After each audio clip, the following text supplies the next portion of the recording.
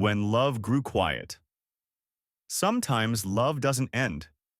It just goes quiet. But that doesn't mean it's gone. Sometimes it's just waiting to be heard again.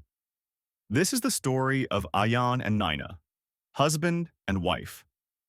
They met in the most unexpected way, stuck in an elevator during a college seminar in Mumbai. He was nervous, late for his first presentation. She was calm, sipping coffee, humming a tune.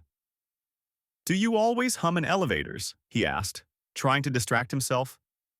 "Only when someone else looks more nervous than I am," she replied, smiling. That moment, casual, unexpected, turned into coffee, then conversations, then months of learning about each other. Naina loved the rain. Ayaan hated getting wet. Ayaan loved quiet. Naina loved chaos. But somewhere in between, they found balance. Their love wasn't loud. It was steady, kind, built on small things. Texting reached safely, sharing one plate of food, finding each other's hands in a crowd without speaking. They married after 4 years. The first year of marriage was like a long honeymoon, cooking together, dancing in the kitchen, arguing over movie choices, then falling asleep holding hands. But life, like always, changes. New jobs, deadlines, bills, exhaustion. Conversations became shorter, mornings were rushed, nights were quiet. Too quiet. One night, Ayaan came home late. Again. He found dinner cold on the table and Naina already asleep. There was a note next to his plate. "Eat something. You skipped lunch again." And even though it was thoughtful, it felt like a bandage over a wound neither of them had named yet. Days passed.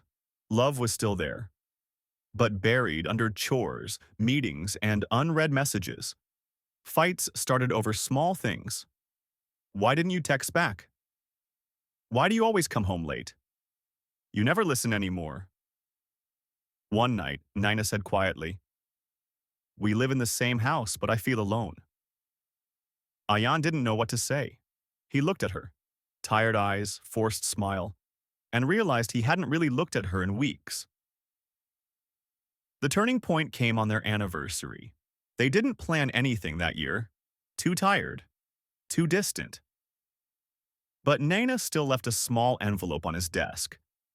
Inside was a photo. Them, from their college days. Soaked in rain, laughing uncontrollably. On the back, she'd written, "Do you still remember us?" Ayaan sat with that photo for hours. He remembered. He remembered the girl who danced in the rain. The woman who waited every night with food and patience. The love that never left. It just got quiet. The next day, he did something he hadn't done in a long time. He came home early, cooked dinner, badly, but it was something. And when Naina walked in surprised, he simply said, "Sit, let's talk. No phones, no TV, just us." She blinked, unsure if it was real. Then she smiled, the kind of smile he hadn't seen in months. And they talked, for hours, about work, about fear, about missing each other even while sharing a bed. They didn't fix everything that night, but something shifted. Over the next weeks, they made time, not for big gestures, but little ones. Morning tea together. Friday night walks. One rule, no phones at dinner. Some days were still hard. Some nights still quiet. But they started choosing each other. Every single day. A year later, they went back to that same elevator. The place where it all began. And this time, Ayaan looked at her and said, "I'm still nervous when I'm with you." She smiled. "Good. Means you still care." Moral of the story? Love isn't always about never changing. It's about changing together. Not giving up when the spark dims, but learning how to light it again. With time, patience, and presence.